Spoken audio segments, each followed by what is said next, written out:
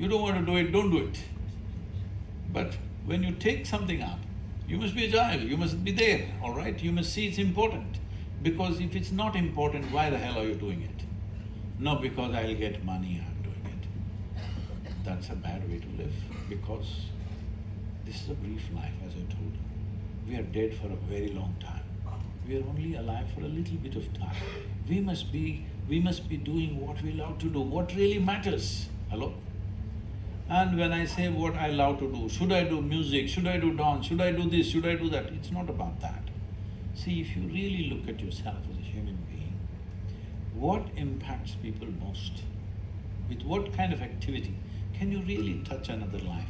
That's what you wish to do, whatever it is. You can touch people with business, you can touch people with industry, you can touch people with politics, with spirituality, with art, music. In every way you can touch. Only thing is, what is your consciousness? Are you doing this to make yourself great?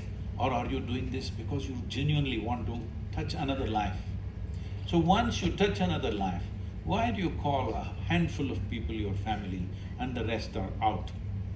Because somewhere you touch their lives. And you're only able to touch one or two lives in your entire life, it's a constipated life. You must be able to touch a lot of people. Hello? Yes or no? You must be able to profoundly impact lots of people. Then everybody feels like family to you. So if everybody is feeling like family with you, or family means not in the usual structure, I'm saying they're really, looking up to you because they know what you're doing is significant and it's significant for them, they'll do their best and of course you'll pay their salaries. And if everybody is agile and doing their best, that's the best you can get out of anybody, isn't it? Guruji, you had mentioned that leadership means partnership, cooperation, mentoring and support and not dominance, which is lovely. I guess, how do we as leaders keep our ego in check? Where is your ego? Show me, I'll fix it right now. Where is it? Somewhere within my system, I guess. Where? Tell me, is it in your foot? No, I think my upper body somewhere. I can only make guesses. Your dentures? Dentures? Dentures, I'm asking. Real teeth. Yeah, is it in… No, I mean… Oh. It's called denture, I didn't mean to say artificial dentures. See, you're Generation Z, you use language in a certain way. No, Guruji, I'm not Gen Z. I'm a millennial, I think. You're Y. I'm Y. So Y is a good XY, generation. somewhere in the middle. No, Y is a good generation. Whatever you see, you ask why. That's a good generation. This is very true. We do question a lot, I think. And I don't know if it's a good thing or a bad thing. Question is never a problem. As I told you before we came here, people are always saying, Sadhguru, can I ask any question? Because I don't want to ask a wrong question. I say, how can a question be wrong? Only an answer can be wrong. That's my problem. I may say something wrong. When you're asking a question, how can you ask a wrong question? Is there such a thing? That is only in the, high school examination, they asked you a wrong question.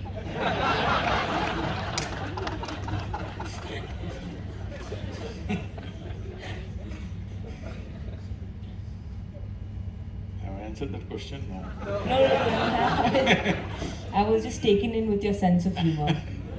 So, see, leadership means people think it's power. No, leadership is a sacrifice. Leadership is a larger embrace of life. When you sit here and think, your thought is not about, like this young man was saying, I want to make $1 billion. This is personal ambition. If you're a leader, you're thinking how you can make a difference for all these people, all right? Whoever is in your perspective. So leadership means, in some way, you sacrifice so many things. Other people eat on time, leaders don't eat on time. Others sleep on time, we never sleep on time. We don't know when food and sleep will come to us. We don't know where we will sleep. If I sleep on the same pillow 2 nights, it's a luxury, all right? Well, people may think this is fantastic. Yes, it is, if you feel it that way. But if you think you are doing somebody else's work, it can become terribly burdensome. Hello? It can become a killing process, but if you see you're doing something significant and this is what you wish to do, then what you do, leadership is not a… Leader, see, first of all, anybody calling themselves a leader is… I think it's quite ugly. You never say, I want to be a leader. People should say, by what you're doing, oh, she's a leader. I am a leader, I am a leader. This is a very gross thing to do. Hello? Other people should feel this is a leader. Why would somebody see you as a leader? See, if you sit here, right now we are sitting on this stage, compared to people who are sitting in the audience, we have a little better view of everything. This is what leadership means. They put you on a perch. Once they put you on a perch, if you don't see better than others, you will make an utter fool of yourself. That's very important. Absolutely. So, you sit on a perch means you must see better. Maybe all of them are working harder than you, but you see better. Because you see better, they'll put you up there. It's like if you… in a small world like a ship on a vessel, the captain does nothing, he just dresses himself nicely. Usually ship captains are like… Everybody is working their lives out, but they're all looking up to him because he sees what others cannot see. Hello? That's an important thing. So once you're a leader, you must have an insight that you are able to see something that others cannot see. It's just this. Successful leader means just that. What they see tomorrow, you see today, that's all. Thank you, Guruji. That was really very insightful. That really helped. Thank you so much. And you must be able to inspire people. Because if you don't have an inspired lot around you, for whatever reason, whether you throw money around and inspire them, or you inspire them with your own activity, how you inspire them, it doesn't matter. They must be inspired. Otherwise, you're not getting the best out of people, isn't it? Absolutely. Sadhguruji, talking about digitization, it's a big part of our businesses, and specifically talking about AI and AGI, world business and people in the business world, I think a week ago came together to say that it needs to be monitored more carefully because it can be very dangerous. They want a pause. Absolutely. They're asking for a pause. No, it won't pause. What are your thoughts around AI? Should we, as business people, artists, human beings rather, should we be embracing it? Because of course it does make things more convenient, or is it something that should be, not encouraged at all? See, in 2017 and 2018, I was invited for a lot of artificial intelligence conferences.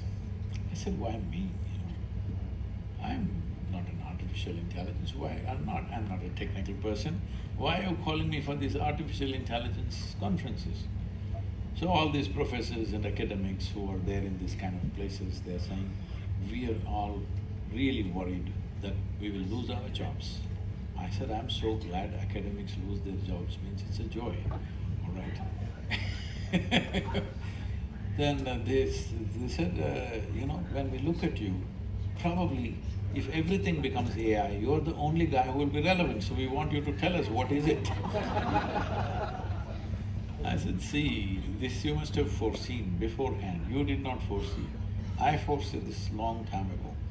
Anything that you can accumulate data-wise in your mind, you can accumulate certain data, process, analyze and throw it out. This a machine can do better than you. Anything I want to lift this with my hand, maybe I'm very strong, I can lift you with the furniture, but a machine can do it better than me. Yes or no? I remember in 70s, nobody old enough to be, in 70s, sir? A little less. So generation W, is it? Whatever, in 70s, There was news all over saying that in Mazagon docks, the coolies have all gone on strike. Why means, they were setting up the first gantry in Mazagon docks. Till then, those days the largest ships were approximately 125,000 tons. To unload a 125,000-ton ship, they were taking 24 to 28 days, one ship. Today, a 250,000-ton ships are unloaded within 24 hours because of machines. So those days they all went on strike. If this gantry comes, what are we supposed to do? What are we supposed to do with our muscle? I told them, see, this is what the coolies were doing, this is what the academics are talking right now. If AI comes, what are we supposed to do? All the coolies, what are they doing now? You must ask them and you must do that. All right? I'm saying, every time a convenience comes, somebody is going to lose his job because he was doing that job, all right? So with AI comes, essentially, I would like to move towards a world where nobody has to do any work for their living. Living is taken care of because machines do everything. What you want to do, only that you do. Fantastic world, or no? Hello? Right now we have everybody working, especially in the West if you go, people ask me, what do you do for a living? I said, I breathe. Hello? For a living, what are you doing? Right now, their idea is because you have,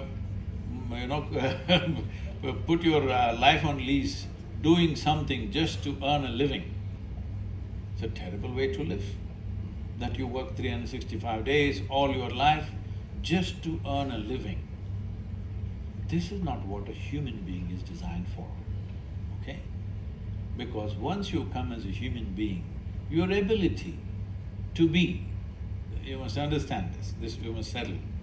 You're the only one on this planet, you're the only species rather, whatever generation, alphabet you are, you're called a human being.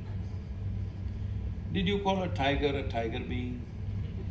An ant being, an elephant being? No. They're all creatures. You're a being. What this means is, you are the only one who are capable of determining how to be. If you knew how to be, what is the problem? Hello? If you knew how to be blissful or miserable, what's the choice? Blissful. Blissful. We decide. So if you knew how to be, what is the problem with life? Whatever you can do, you will do your best, and when it's your time, you go. Hello? Yes or no? Yes. Only because you don't know how to be, you are making a signs of all your misunderstanding of life. Guruji, I have quite a few more questions, but I think we have to end. I'm being asked to end, so I'll ask you one last question, if that's okay. Is that okay? Oh, audience questions. Can I ask one last question and then we can open it up? Please. Who is asking you to end? Z. I think time. So on one hand, this is going to the human beings. On one end, we are just specks in this big, I don't even know how many universes there are. On the other end, there are, we are omnipresent, we're energy, we're everywhere.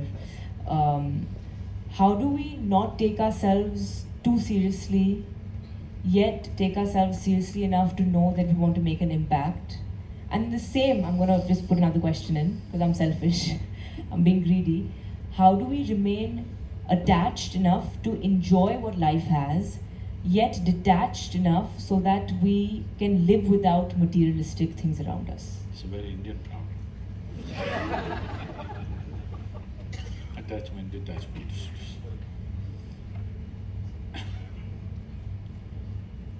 So, how to be involved and not entangled, that's the question. Yeah, thank you.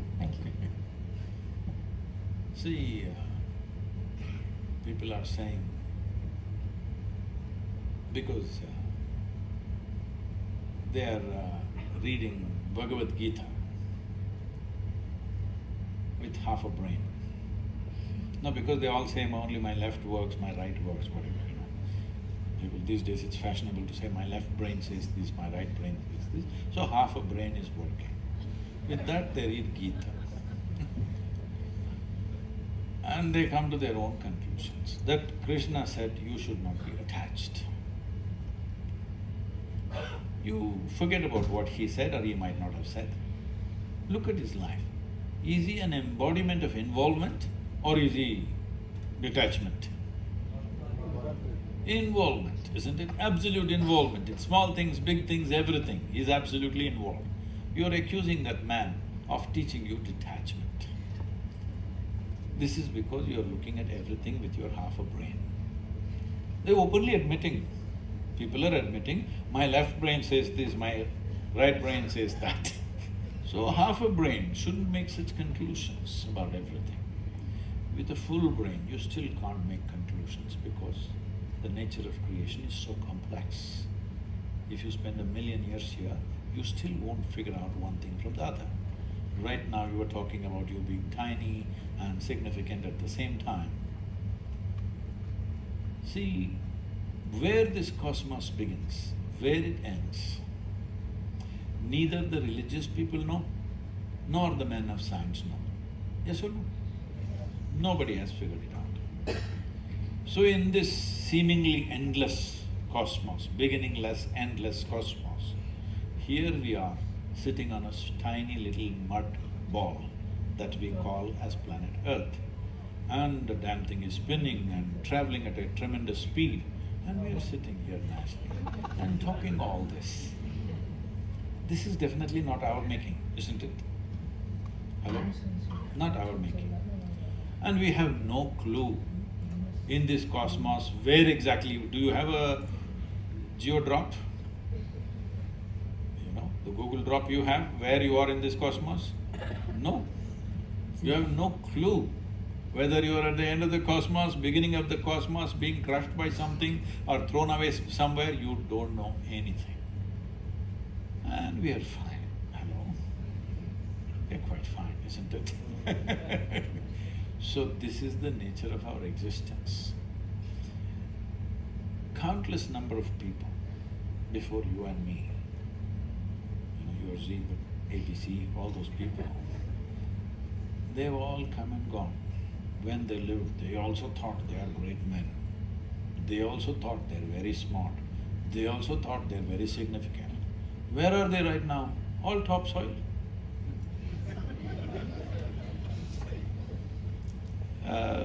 Not you, me also. This also will be topsoil. Me too. Much later, 100 years later. But this also will become topsoil in a little while. Now, when we are sitting here, we're just a small pop-up on this planet. We'll pop out. We think this is my life and I'm so important. As far as the earth is concerned, it's just recycling its soil. Yes or no?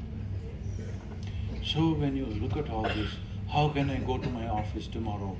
What is the use? See, this is because you're always trying to draw a conclusion with every realization. Don't draw a conclusion.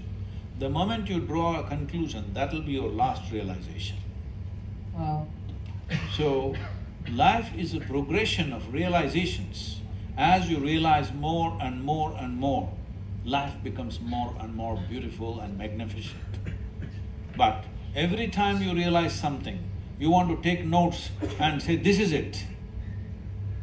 This is not it. If you live, this is not it. If you die, this is not it. This is the nature of life. Thank you, Guruji. Thank you so much. Open to questions. All of you, any of you. Yes. Can you help with the mic?